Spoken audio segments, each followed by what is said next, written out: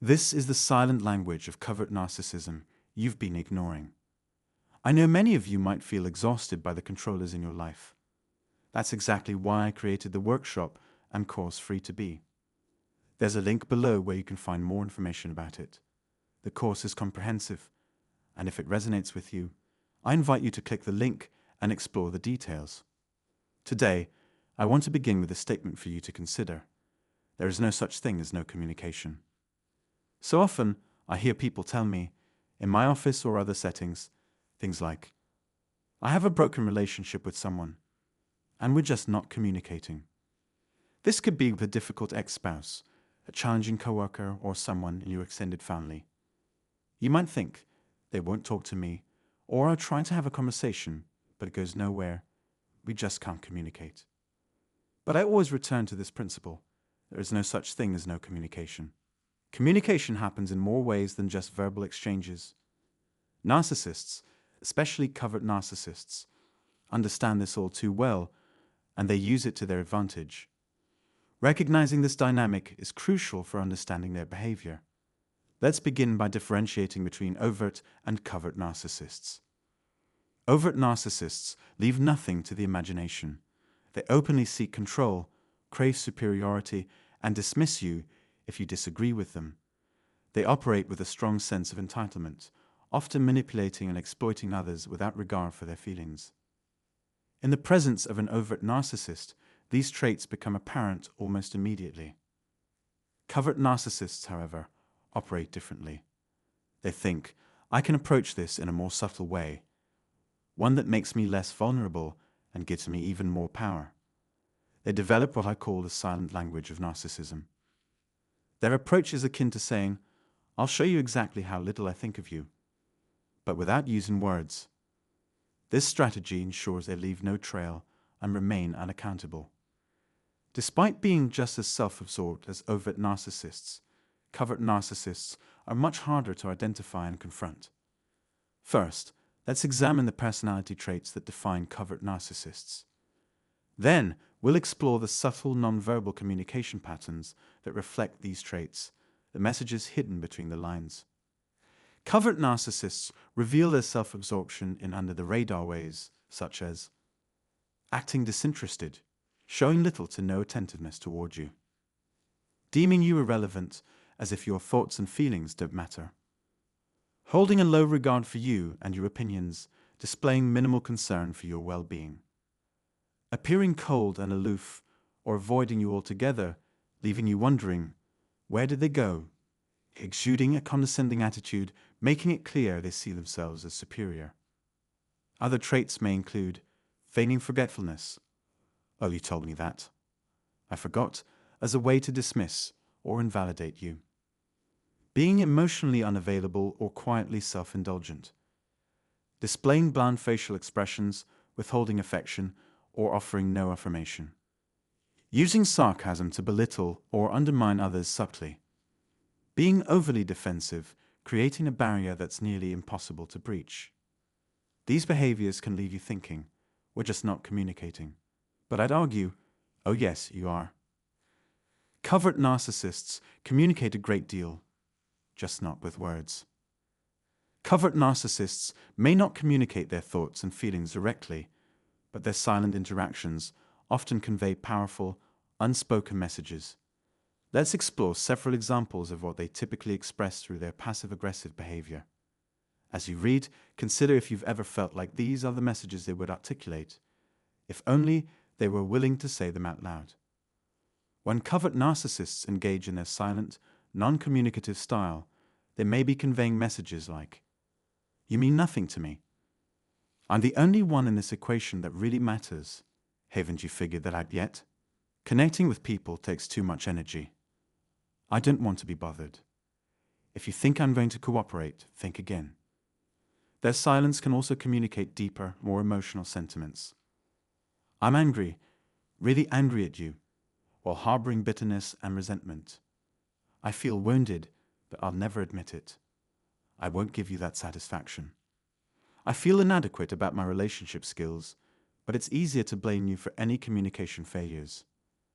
At times, they use silence to assert control or maintain an air of superiority.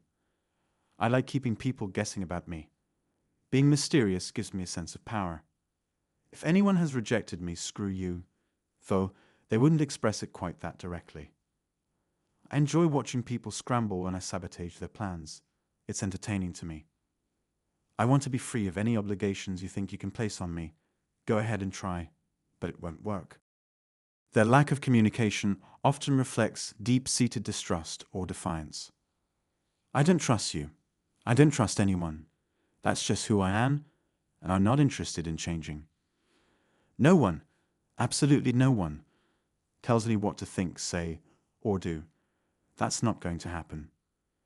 I get a thrill out of seeing your frustration. To me, this is all a game, and you're the pawn. I'm not necessarily lying, but I'm not particularly committed to honesty either. This silent language is a hallmark of covert narcissism. If you're not in your head in recognition, you're not alone. Many people have encountered these behaviors. Interestingly, individuals who are typically overt narcissists, pushy, loud, and brash, can sometimes shift into covert behaviors, adopting what I call the Tremenian effect. No matter how you look at it, these are the messages covert narcissists send. The genius, and I use that term loosely, of this strategy is that they can always claim if you try to confront them. I never said that. You misunderstood me. This allows them to avoid any scrutiny. If you express your feelings or say, I sense that this is what you're trying to communicate, they can simply respond, no, you're wrong. You don't know what you're talking about. I'm the nicest person you've ever met. In their mind, if there's a problem, it certainly isn't them. This is how covert narcissists play the game. It's important to understand that these individuals are driven by fear. They believe that being open about their true selves or thoughts means giving up power. If you're a healthy individual, you might think, I don't want my relationships to be about power. But covert narcissists don't think that way. They view relationships as a competition between winners and losers, and they refuse to be the loser.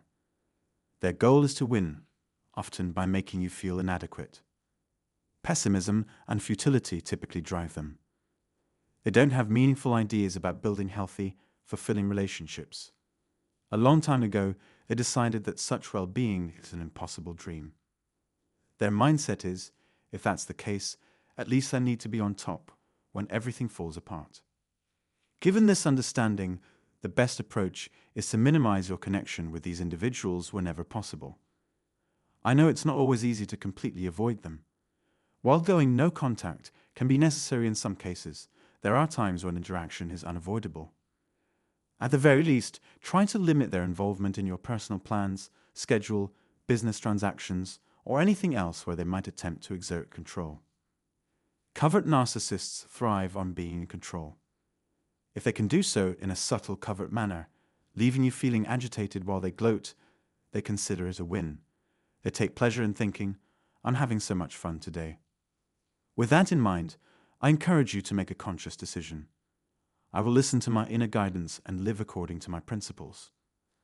Strive to connect with people who engage in healthy, respectful relationships. You don't need to participate in the covert narcissist power games, passive-aggressive tactics, or self-absorbed need for control. To wrap up, here's one key thought. The best way to maintain control with covert narcissists is to refuse to play their control games. The most effective way to regain control is to stop trying to control them. Focus instead on being true to yourself. That is your true power. Live with the calm confidence that comes from embracing your authentic self. I hope you find these insights valuable. If you haven't already, I encourage you to hit the subscribe button below. We also offer an email list with additional resources, promotions, and updates. If you're seeking counseling, we have a trusted sponsor that we've carefully vetted, and you can find a link below to online counseling services. If you believe this could benefit you, I highly encourage you to explore it. I'd also invite you to take a look at my free To Be workshop course.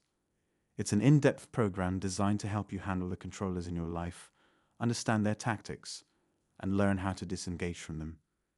If this resonates with you, There's a link below for more information.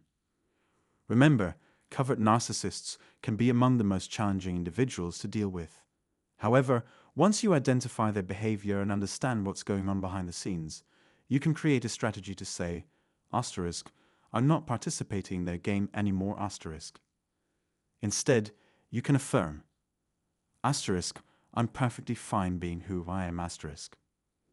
By doing so, I hope you can live a life grounded in calm confidence.